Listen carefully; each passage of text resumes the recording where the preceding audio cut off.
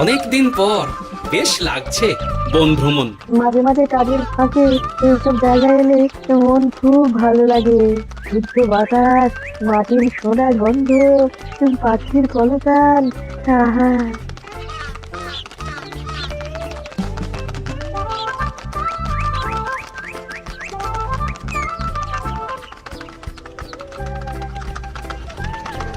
মহারাজের রথ থামছে। আমরা এইখানে বসে আজ রাজকার্য পরিচালনা করব। মন্ত্রী, তুমি ঝটপট এখানে বসার বন্দোবস্ত করে দাও। আমি এক্ষুনি ব্যবস্থা করে দিচ্ছি মহারাজ। এই এখানেই আমাদের বসার জন্য ছাউনি করে দাও। এক্ষুনি করে দিচ্ছি মন্ত্রী মশাই। এরা বসার জায়গাটা করে দিক, ততক্ষণ আমরা একটু হেঁটে আসি।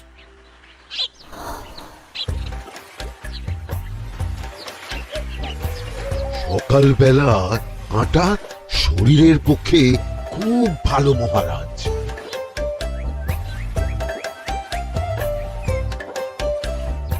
আগেকার দিনে রাজা মহারাজরা এই সব বনে মৃগয়া করতে আসতেন। মৃগয়া একদম ভালো নয় মন্ত্রী। তুমি জঙ্গলে আসছো অন্য প্রাণীদের মারতে। কেন মারবে? ওরা তো তোমার কোনো ক্ষতি করেনি। না, তা করেনি, কিন্তু তখন ওটা রাজা মহারাজাদের খেলা ছিল। শুনেছি আপনার প্রপিতামহ খুব ভালো বাঘ শিকার করতেন, অনেক বাঘ মেরেছেন।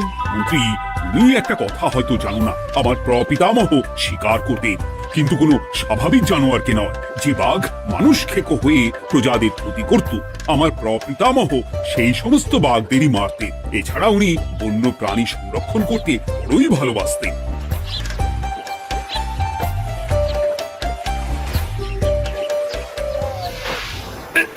উফ, এটা আবার কি? এই এটা আবার কোথা থেকে উড়ে এলো? কোথাও তো ঝড় হাওয়া কিছুই নেই। একটা ধাঁধা মহারাজ, এই কাগজে লেখা। ধাঁধা পড়ো দেখি। জোয়ার ভাটা প্রভুর খেলা, ভাটা হবে হলে বেলা, ভাটা হলেই দেখা যাবে লাল রঙের এক পাথর পাবে, নদীর ধারে গর্ত করে যত্নে সাজাই কলস ভরে, হেথায় হোথায় ছড়িয়ে যাহা অন্ধকারে জলে তাহা, ঢুকলে চক্ষু ঝলসে যাবে, হাতের কাছে ঘন্টা পাবে, ঠিক ঘন্টা বাজলে পরে পড়বে ঝরে থরে থরে, ঘন্টা যদি হয় ভুল যেন তুমি হারাবে কুল, ঠিক ঘন্টা চিনতে হলে নকশা দেখো চক্ষু খুলে, সিন্দুক দেওয়ালে হাত দাও আসল ঘটনা জেনে নাও। ওরে বাবা, খুব দীর্ঘ ধাঁধা। তা মন্ত্রী, তুমি কিছু বুঝলে? এটা একটা গুপ্তধনের নকশা। এর মধ্যে গুপ্তধন কোথায় আছে তার একটা ধারণা দেওয়া আছে। গুপ্তধন? ওটা আমাকে পেতেই হবে, পেতেই হবে। দেখি দেখি একবার কাগজটা দাও। গোপাল, কাগজটা আগে আমার হাতে দাও, দেখি ভালো করে। এখন নদীতে জোয়ার চলছে গোপাল। একটু পরেই ভাটা শুরু হবে। হ্যাঁ, ভাটা না হলে কিচ্ছু বোঝা যাবে না। এখানে স্পষ্ট লেখা আছে, ভাটা হলেই দেখা যাবে লাল রঙের এক পাথর পাবে। তার মানে আমাদের ভাটা হওয়া পর্যন্ত অপেক্ষা করতে হবে। না, সময় নষ্ট না করে ধাঁধাটার সমাধান করতে শুরু করি। ভাটা হলে একটা লাল রঙের পাথর দেখা যাবে, এই পর্যন্ত পরিষ্কার আছে। বুঝতে হবে ওর পর থেকে। পড়ো গোপাল, এই চলো আমরা সবাই বুদ্ধি লাগাই। নদীর ধারে গর্ত করে যত্নে সাজাই কলস ভরে। এটার অর্থ, ধাঁধাটা মাথায় বসিয়ে নিয়েছি, এবার কে কি বলবে সেটা শুনতে হবে। চলো গোপাল, আমরা ধাঁধা যেমন যেমন বলেছি তেমন তেমন ভাবেই চলি। চলুন মহারাজ, এখন আমাদের দেখতে হবে লাল পাথর। কোথায় আছে লাল পাথর? চলো চলো সবাই, চোখ কান খুলে আমরা নদীর পাড় ধরে হাঁটি। আমি একটু তফাতে হাঁটি। গুপ্তধন আমাকে একা পেতে হবে। ভাটা হলেই দেখা যাবে লাল রঙের এক পাথর পাবে। আমাকে চোখ কান খোলা রাখতে হবে। লাল পাথর, নদীর চড়ায় লাল পাথর দেখতে হবে। লাল পাথর, লাল পাথর। ওটা কি? তো এই তো লাল পাথর, লাল পাথর। ওরা অনেকটা এগিয়ে গেছে, ওদের আমার দিকে নজর নেই। এই সুযোগ, এই সুযোগ, একা একা গুপ্তধন নিয়ে পালাবো।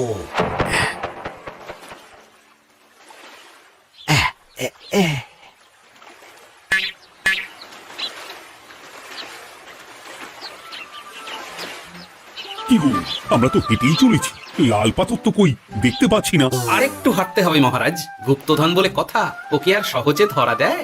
সেটা অবশ্য সঠিক কথা। আচ্ছা, আমরা সবাই তো আসছি হেঁটে হেঁটে, মন্ত্রী মশাই গেলেন কোথায়? ও কি যে ঘটে! সত্যি তো, মন্ত্রী কোথায়? ও সেনাপতি, মন্ত্রীকে দেখেছো? কই না তো মহারাজ। তাহলে কোথায় গেলেন মন্ত্রী মশাই? এই জঙ্গলে বাঘ ভাল্লুক আছে, শেষে কিনা বাঘে নিল। হায় হায় হায়, মন্ত্রী গিন্নির কাছে আমি কি মুখ দেখাবো? হুম, বাঘ ভাল্লুকের পেটে যাবার লোক তো মন্ত্রী মশাই নন। ও গোপাল, কি ভাবছো? কিছু তো একটা বলো। এখন আমাদের মন্ত্রী মশাইকেই খুঁজতে হবে। তবে মন্ত্রী মশাই বাঘ ভাল্লুকের পেটে যায়নি। তুমি নিশ্চিত হচ্ছ কি করে? অত পেঁচালো মানুষকে বাঘ ভাল্লুক গন্ধ শুকেই ছেড়ে দেবে, হজম করতে পারবে না। না না না, এখন রসিকতা করার সময় নয়, আমাদের মন্ত্রীকে খুঁজে বার করতেই হবে। কোথায় গেল মন্ত্রী? চলো চলো, গুপ্তধন মাথায় থাক, চলো মন্ত্রীকে খুঁজি। আহ, মন্ত্রী কোথায় গেল কে জানে। একবার পুরো ধাঁধাটা ঝালিয়ে নি। ভাটা হলেই দেখা যাবে লাল রঙের এক পাথর পাবে। ভাটা হয়েছে, লাল রঙের পাথরের মাথায় চাপ দিয়ে গুহার মুখও খুলেছি। এবার এবার নদীর ধারে গর্ত করে যত্নে সাজাই কলস ভরে। এটাই তো ঠিক বুঝতে পারছি না।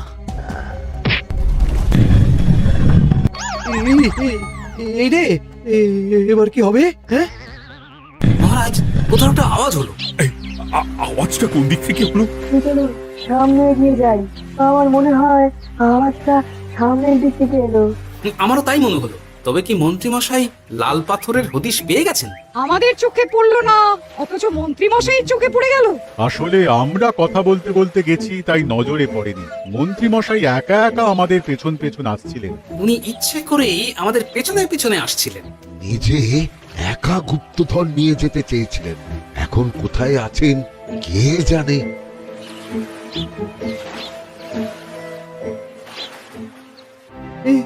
অন্ধকারে কিছু দেখতে পাচ্ছি না তো। ধাঁধাতে কি ছিল? হ্যাঁ, কি ছিল? হেথায় হোথায় ছড়িয়ে যাহা, অন্ধকারে জলে তাহা, ঢুকলে চক্ষু ঝলসে যাবে, হাতের কাছে ঘন্টা পাবে। পেয়েছি পেয়েছি, ঘন্টা ঘন্টা ঘন্টাটা পেতে হবে। ঘন্টাটা ঘন্টাটা ঘন্টা। ভাটা হলেই দেখা যাবে লাল রঙের এক পাথর পাবে, নদীর ধারে গর্ত করে যত্নে সাজাই কলস ভরে, হেথায় হোথায় ছড়িয়ে যাহা, অন্ধকারে জলে তাহা, ঢুকলে চক্ষু ঝলসে যাবে, হাতের কাছে ঘন্টা পাবে। ঠিক ঘন্টা বাজলে পরে পড়বে ঝরে থরে থরে, ঘন্টা যদি হয় ভুল যেন তুমি হারাবে কুল। ঠিক ঘন্টা চিনতে হলে নকশা দেখো চক্ষু খুলে, সিন্দুক দেওয়ালে হাত দাও, আসল ঘটনা জেনে না। এবারে ভালো করে ঠান্ডা মাথায় ভাবতে হবে। ভাটা হলেই দেখা যাবে লাল রঙের এক পাথর পাবে। এই লাল পাথরটাই তো খুঁজে পাওয়া যাচ্ছে না, অথচ মন্ত্রী মশাই খুঁজে পেলেন। আওয়াজটা কোথা থেকে আসছিল? এই কাছে পিঠে এই কোথা থেকে আওয়াজটা আসছিল।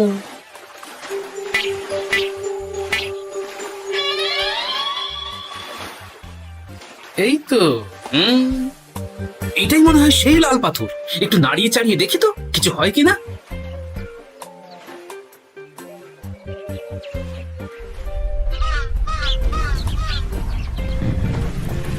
এই তো, কাজ হয়েছে। এই তো সুড়ঙ্গ। আপনারা নিচে নামুন। আপনারা কি দেখছেন সেটা বলবেন মহারাজ। সবাই যদি নেমে যাই, যদি কোনো কারণে সুড়ঙ্গের মুখ বন্ধ হয়ে যায়, তাহলে আর আমরা বাইরে বেরোতে পারবো না মহারাজ। গোপাল ঠিকই বলেছে, আমরা দুজন বাইরে থাকি। মহারাজ, আর একটা কথা, কোনো ঘন্টায় হাত দেবেন না, মনে আছে তো? ঘন্টা যদি হয় ভুল যেন তুমি হারাবে কুল। ওরে বাবা, এই বয়সে আর কুল হারাতে চাই না। ঠিক আছে, তোমার কথাই অক্ষরে অক্ষরে পালন করব। দেখি এই সুড়ঙ্গে মন্ত্রী মশাইকে দেখতে পাই কিনা। চলুন মহারাজ, সুড়ঙ্গে নামি। সবাই সাবধানে নামো।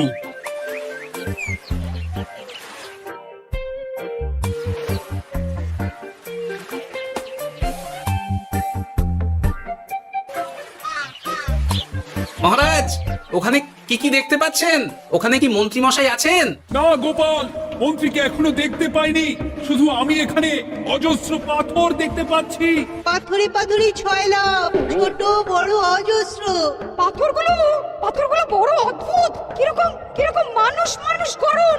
লম্বা বেটে হরেক রকম। মানুষ মানুষ গরম, সেটা কিরকম? আর কিছু? কোনো কলসি কি দেখতে পাচ্ছেন? কলসি তো দেখতে পাচ্ছি না।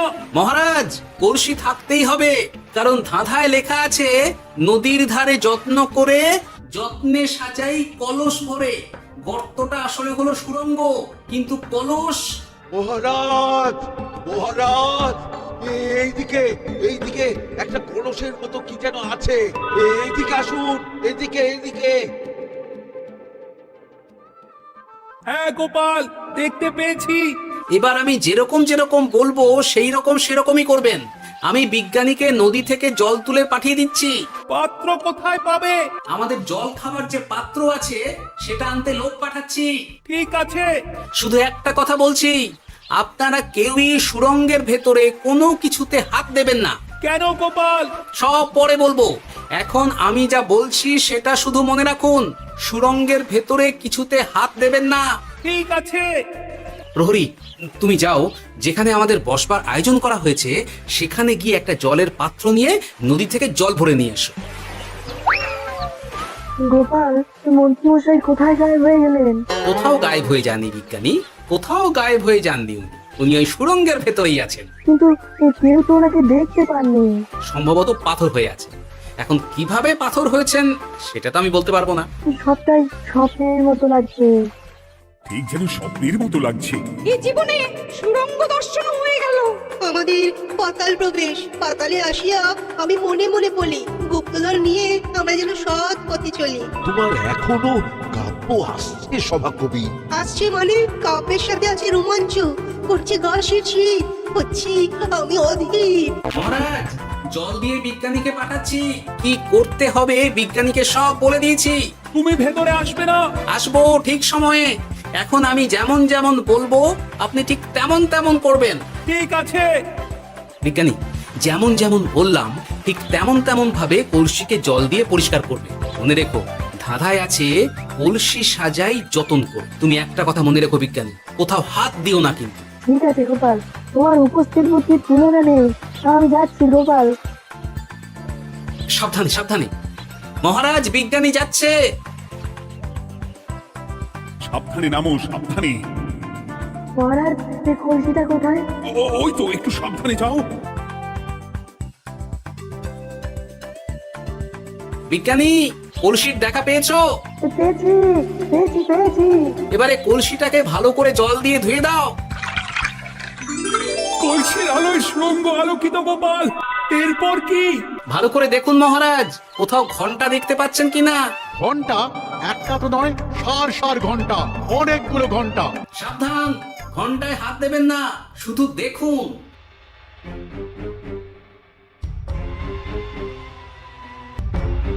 মহারাজ, আমরা গুপ্তধনের খুব কাছে চলে এসেছি। তাই নাকি?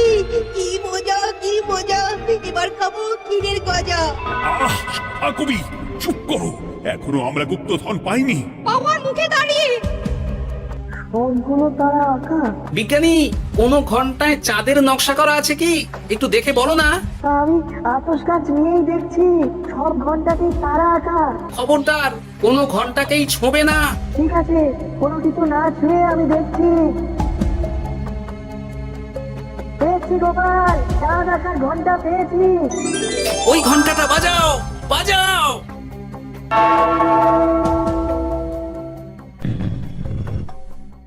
গুপ্তধন পেয়েছেন মহারাজ? বাঁচাও, বাঁচাও, বাঁচাও।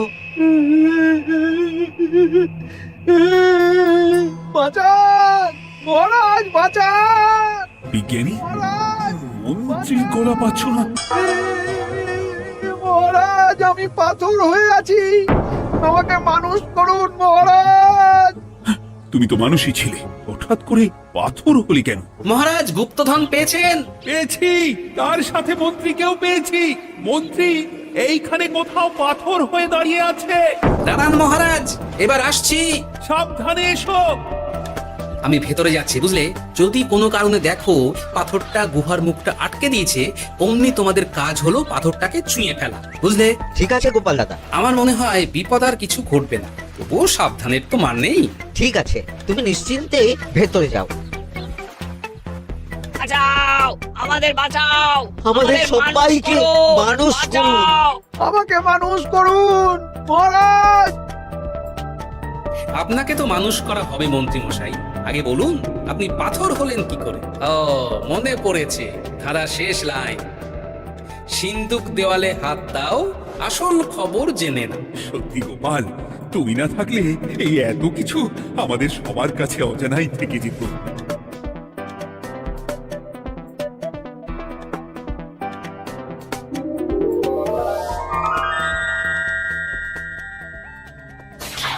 ধন্যবাদ আমাকে মুক্ত করার জন্য। আপনি কে? আমি যক্ষ।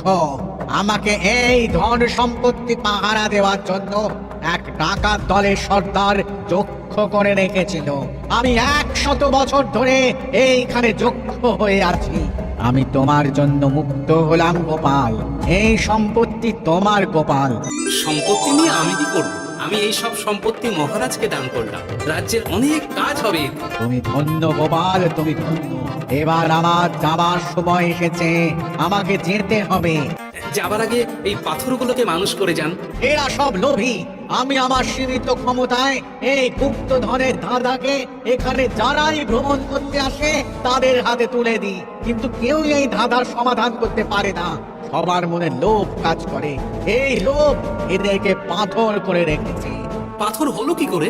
একটা মানুষ এসে বুক ভরা লোভ নিয়ে ধাঁধা পুরো না জেনে পাথরে হাত দিলেই সে পাথর হয়ে যাবে।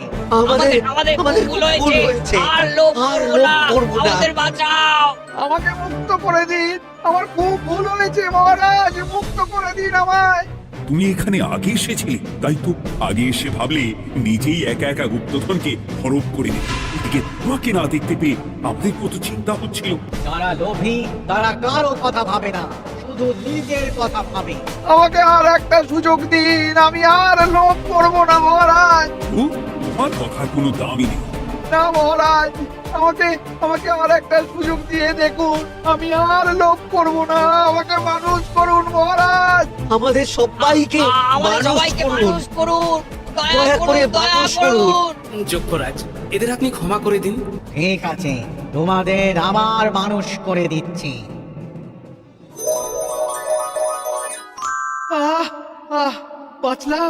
বাঁচলাম। এই রকম বারবার বাঁচা যাবে না, কিন্তু এবার সাপ ব্যাং যাই হবে না কেন ওইভাবেই থাকতে হবে, এই আমি বলে দিলাম। এবার আমার মুক্তি। মুক্তি নেবার আগে আরেকটা প্রশ্ন, যে ডাকাত সর্দার তার সম্পত্তিকে রাখার জন্য আপনাকে যক্ষ বানিয়েছিল, এই সম্পত্তি তো তাদের, আমরা তো নিতে পারি না। লোভ বড় খারাপ গোপাল। অতিরিক্ত লোভ মানুষকে পশু করে দেয়। ওই ডাকাত দল এই সম্পত্তির জন্য সবাই কাটাকাটি করে মরে গেছে, কেউ আর বেঁচে নেই। সুতরাং এই সম্পত্তিতে তোমার অধিকার আছে। এই সম্পত্তি তুমি গ্রহণ করো। নিলাম আমি, কিন্তু এই সম্পত্তি মহারাজকে আমি দান করলাম। ডাকাত দল জনগণের সম্পদকে লুঠেই তো সম্পত্তি বানিয়েছে, তাই আমি জনগণের কাজে লাগবার জন্যই এই সম্পত্তি মহারাজকে দিলাম। গোপাল, তোমার জয় হোক। এবার তাহলে আমি যাই। তোমরা সবাই সুখে থেকো আর ভালো থেকো। গোপাল, তোমার তুলনা হয় না। তোমার ঋণ আমি কোনোদিন শোধ করতে পারবো না। তুমি কৃষ্ণনগরের জন্য যা করলে তা ইতিহাসে লেখা থাকবে। না মহারাজ, আমি এমন কিছু করিনি, এই কাজ সবাই করবে। জয় গোপালের জয়, জয় গোপালের জয়। জয় কৃষ্ণনগরের জয়। জয় কৃষ্ণ, জয়।